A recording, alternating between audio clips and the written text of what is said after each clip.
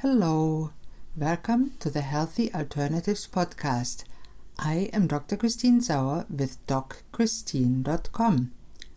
Today's show is a recording of my radio show of the same name. Enjoy! Good afternoon, this is Dr. Christine Sauer, your host of the show Healthy Alternatives, here on 97.5 CIOE FM, with live stream on communityradio.ca every Thursday at 12 noon Atlantic Standard Time. Thanks for tuning in today. In this show, I will talk mostly with guests about all aspects of health, healthcare and wellness, from conventional to alternative and everything in between. My mission for this radio show is to help change people's lives for the better by informing them about different options to get and stay healthy and well, so they can choose for themselves which option might work in their case. And if you feel you're stuck in a dark place, I want to tell you, don't give up. There is a light at the end of the tunnel for you too. Today, I'm extremely pleased to be back with Janice Landry, award-winning author, journalist, whose nonfiction work focuses on mental health and wellness. Welcome again to the show, Janice. Yay! Thank you so much. I'm so pleased. Me too. In part one in this mini-series, we talked about your story and the work around trauma, your dad as a first responder, who probably got PTSD from rescuing that little baby, and who didn't listen to the first show, go back and listen to it. It's well worth it, which you know from first-hand experience as a daughter. And in this episode, we are talking about your latest book, Silver Linings. Now, let me know what inspired you to write that book. So it actually stemmed from a trauma, and what happened was my mom and I, my late mother, her name is Teresa, we had a standing lunch date every week, which we did for years and years after my dad died. And I can tell you, I'd give anything to be able to go for lunch with my mom again, but I can't. So this one day in 2017 in January, we went for lunch as we typically did, and I dropped her back at her apartment building. And I always waited for my mom to go up the stairs and inside safely before I drove away. And on this occasion, she was talking outside. There's about 5 or 6 steps up to the door, with a neighbor who I knew very well. His name's Peter, and friend of my mom's. And I thought, okay, great. There's no snow, ice. It's a sunny day. She's talking to Peter. It's all good. So I decided on that one time to drive away while she was talking to Peter.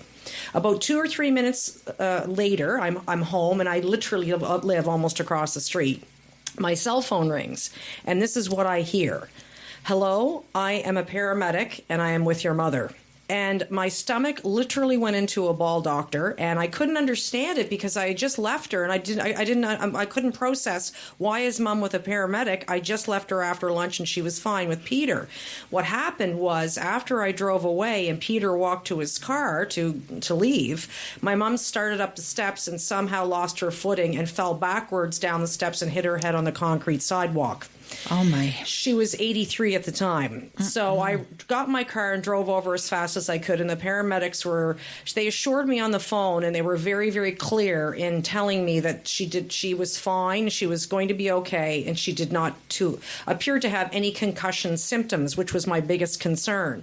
So when I drove into the little driveway, they were still parked outside, and I came up to thank them, first of all, and get some more information from them.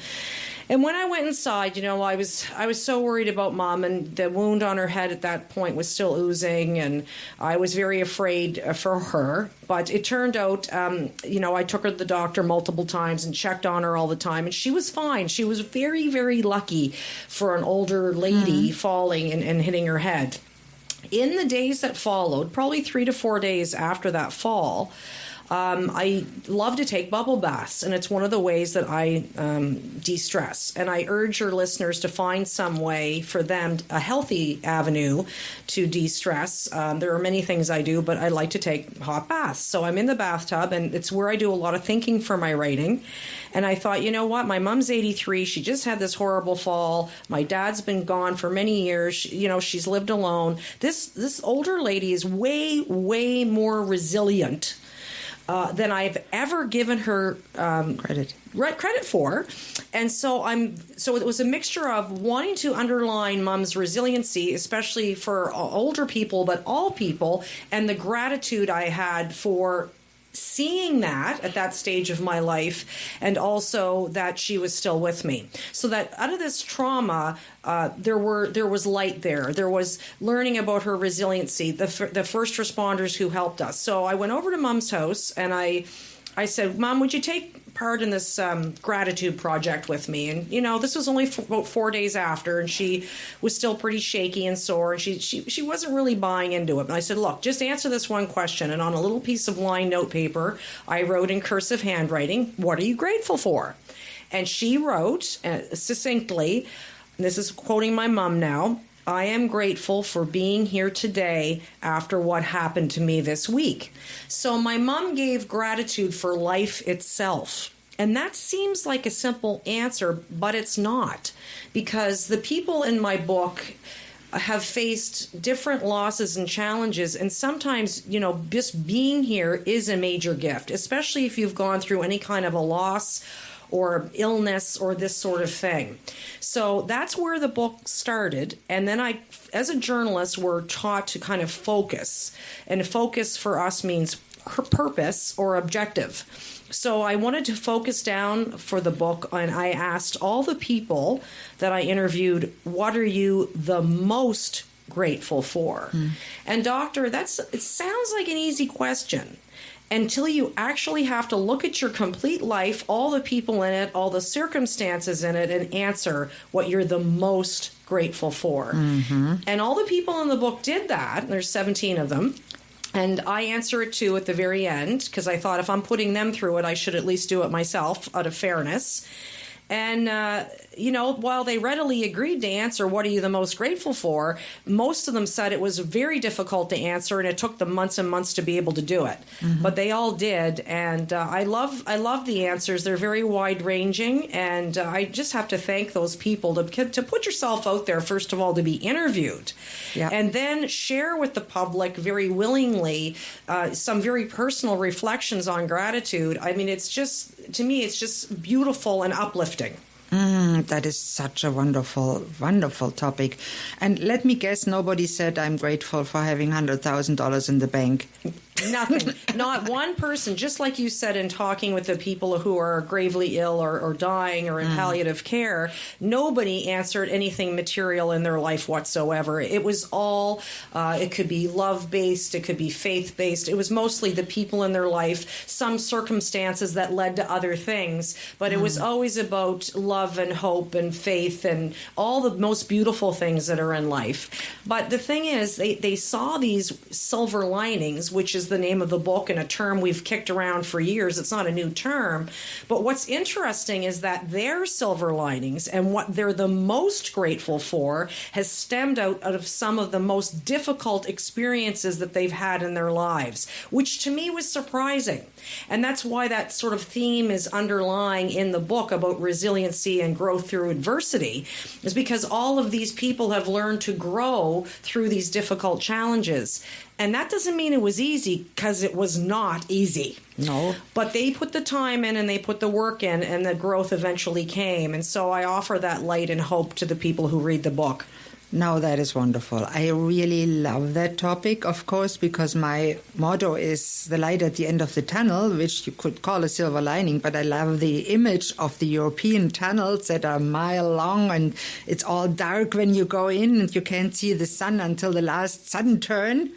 There's the synchronicity comes in, and something happens that turns your life around. You meet the right person, you have a breakdown, you have a trauma, you have a challenge, and that really leads you to go towards the light. It's interesting that you also see the tunnel as an imagery. Mm-hmm. It's a big symbol for me that I discuss in some of my books, because When my dad died in 2006, his name is Baz Landry, it was very dark for me in that tunnel, and I could not have written, I admit this publicly very willingly, because I'm not talking about gratitude that's running through fields of daisies or when life is a bowl of cherries. What I'm talking about is I could not have written Silver Linings back after my dad died because it was too dark for me then personally.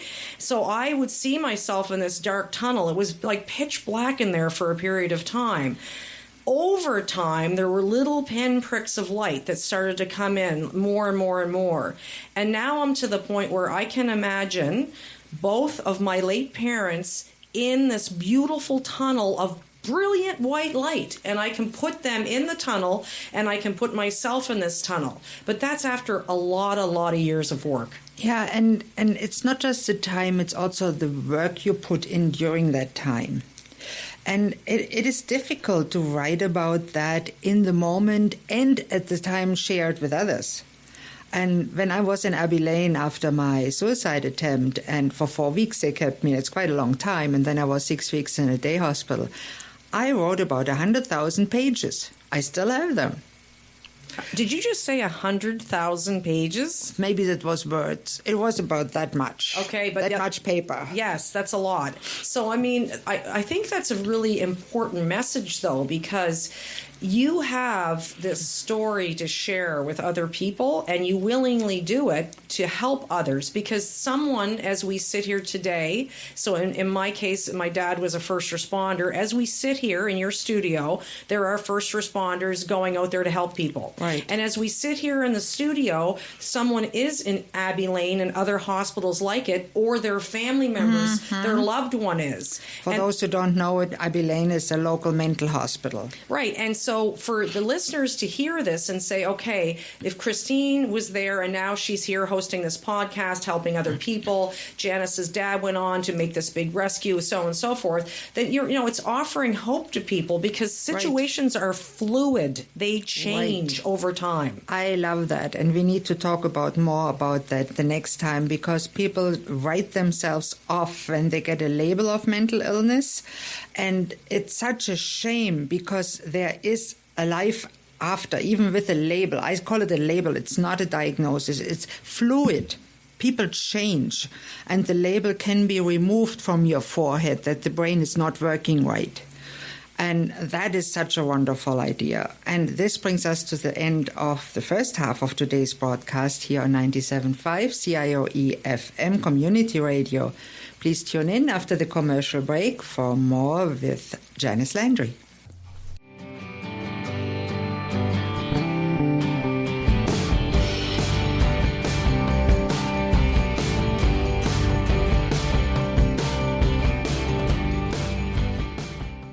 Hello and welcome back to Healthy Alternatives here on 97.5 CIOE FM or on the web at communityradio.ca. I'm your host, Dr. Christine Sauer, and today I'm talking again with Janice Landry. Hey, welcome back, Janice. Thank you, Doctor.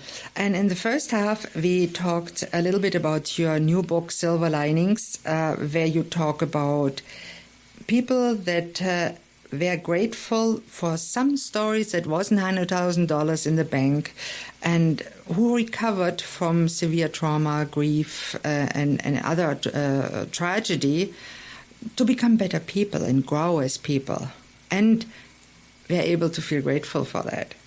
I have to tell you, what was really interesting, and interesting is not the word, but you talked about serendipity. Mm-hmm. So here it is, Doctor. I decided to set out to write this book. Now, remember, I decided it because my mom fell and hit her head on the concrete sidewalk. But keep in mind, when I set out to write Silver Linings about resiliency and gratitude, my mother was alive. She died during the production of this book. There's no way I could have known that when I set out to do this, that during the production of it, she would die. And then 10 weeks later, my friend Audrey would die. So it's like this. Okay, the universe says to Janice, you want to write a book about resiliency and gratitude, do you? Well, during the production of this book, 2 people you really love are going to go and die on you. Now what are you going to do about it? And a number of people have asked me, how did you physically do the work, the actual put your bum in a seat and get the thing written and then get the thing edited? And I think it's a point well taken, because I really want your listeners to know there were days I could not work on that project. I mean, I was in sideways grief. I was the executor of my mom's estate because I'm an only child. So I was it. A lot of work and stress on top of grief and loss. And then I had this piece that was out there hanging. Now, I did not have a deadline. My publisher is fantastic, and they're really supportive of me, Pottersfield Press. I could have delayed it, but I really wanted to have it done to honor Mom and Audrey and all the people in it. So how did you do that? Well, people ask me that, and I'll tell you what it is. Going over and over the stories. So they died, and I was in deep grief. When I finished writing it, and then I'd go back in the editing, and the editing of the piece is massive, because it's, you're right. You're talking about like many, many thousands and thousands of words and hundreds of pages. So you're editing for many months.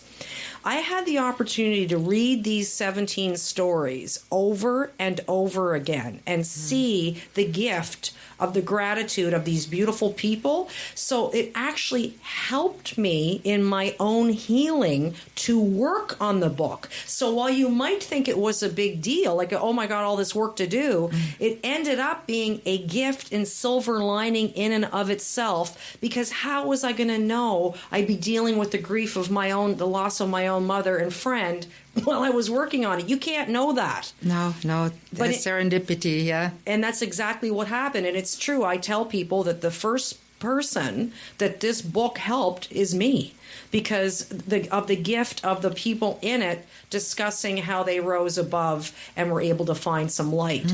So it was very motivating and healing to have them be part of my life during this very, very difficult time. So what would you say, who would the most benefit from getting your book and reading it? I just think I really did it in a way tactically for anyone. So people know me a lot as an advocate for first responders, and I certainly am a passionate one because of my late father and all of his peers, whom I admire greatly. But I specifically did this piece for anyone to pick up, because eventually, as you've said earlier, all of us suffer some sort of loss or challenge or illness in our lifetime. And if it's not you right now, whoever's listening, it's someone you know, or eventually it will be. And that's just the way life goes. So the book is written for a very wide, broad-based audience, because I truly believe that, like I told you, the tunnel can be very, very dark sometimes that we're in. But eventually, all I'm asking the reader to do is to leave room for the possibility that there could potentially be light. It's not a guarantee. I can't give people a written guarantee that they're going to, the light's going to be there. That they're going to have to put some work in themselves. We have to do some research. Yeah. We have to do the work. It's a daily, day in, day out thing. It's not all someone comes down on high and gives you gratitude or resiliency. It doesn't work that way. It's earned. All I'm asking for people to do is leave room for the possibility that there could potentially be light sometime. I love that. And my now husband and myself, we are country music fans, and I'm just thinking of the song. I don't know who it wrote. I'm bad with that. If you're going through hell, just keep walking. But you know what? This is really unusual, because in the book, I can't think of the person either. This is really strange that you said that. But there's a person in this book who talks about that actual song. Her name is Mindy Piva. And Mindy, I urge you to go to Mindy Piva's chapter. And she finds, I told you in an earlier episode that I de-stress using like hot baths, bubble baths, and that's one way. She loves to listen to specific lyrics in songs, and she finds that they resonate with her. She talks about that song, and that's in her chapter. So you've actually quoted a song that's in Silver Linings without even knowing Isn't that something? That's amazing. And I remember when I was in the Abbey Lane, they didn't do much with me. I waited for medications. I was just kept. And my favorite thing to do, and I was lucky, serendipity again, I had an album, 4 discs for John Denver. So I listened to John Denver. And it was great because I could understand him, because my English wasn't that good then. And I loved it. I just loved it. So is some days are diamonds, some days are stone. Hey. Are they ever? But is music a big one for you, Doctor? You love music. I love music. Yeah, me too. I love music. For me, the de-stress number one is Taichi. I love doing Tai Chi. I love now helping others learning Tai Chi. So that is a lot of. That's nice, and I'm a volunteer doing that in the Taoist Tai Chi Society, and it's a great place to be and great people to do it with. And it's funny, that's your thing, and I for me too, besides doing the whole bubble bath thing, which might make people giggle or whatever, but I grew up when I was a kid in Purcell's Cove, which is just outside of Halifax and right on the ocean, and our house was surrounded by water on three sides. So I really spent my childhood, I was one of those kids that only would come in to eat.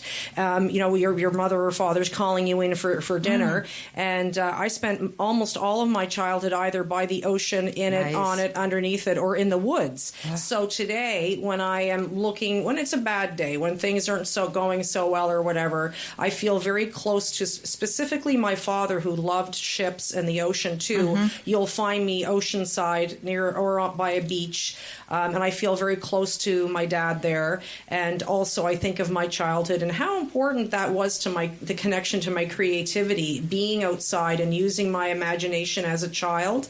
I think that's really important, and I think that there's a lot of, to be in nature is a huge thing in mental health. It is absolutely healing. Yeah, get outside, absolutely. And it's hard too this time. Go to the beach, look over the ocean, go to Peggy's Cove, and it's not too bad. Don't go in the black zone. Stay off the black rocks. And it's so funny because my dad, as a first responder, my dad was so into safety. And as a kid, because I did grow up by the ocean, I did learn about the slippery red rocks. And when I see those people out there, and I used to take our daughter, we still go out. I would almost be. It was incessant. Don't go on these rocks. But we still see people out there today, and they just don't want to learn the lesson. It's beyond me. But you don't have to get that close to get the picture. No, it is absolutely beyond me.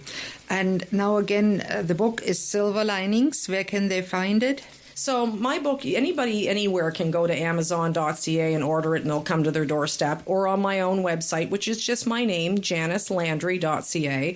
And most bookstores carry my books. So that's, Chapters, Kohl's, Indigo. Any of your smaller local bookstores usually have it too. So they're not really hard to find, and I do appreciate you asking. Absolutely. And I wish everybody that listens to it goes out and buys a copy of it. And if you like it, there's 4 more that are waiting to be explored that are absolutely worth reading.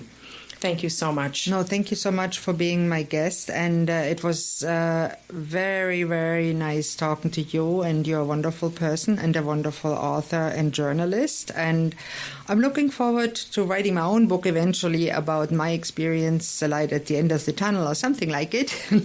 I think you have a great story to tell, and you do tell it here willingly. So again, I'd like to underline on behalf of your listeners how important it is, the work that you're doing. And you'll never really know the ripple effect of the work that you're doing either, Doctor. So just applause to you for that. Thank you. I really feel there's not many doctors that can go out and say to somebody that's suicidal, I know how you feel, and really do.